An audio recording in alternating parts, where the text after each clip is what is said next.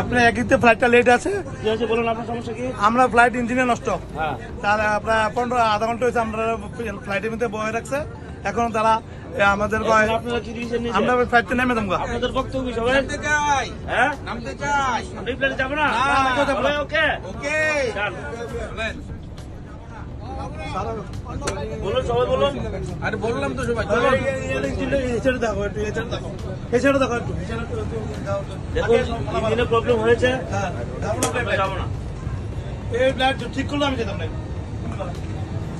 আমি ফ্লাইটে যেতাম না। বেশি তুমি যাবে না না দেখলাম তারা টিকিট দিলে দিচ্ছে, না দিলে আমি অন্য ফ্লাইটে টিকিট কাটবো।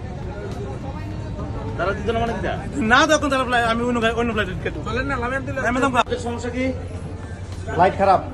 লাইট খারাপ। দেখুন সবাই চলে আসছে, এই প্লেনে আমরা যাবো না, যাচ্ছি না।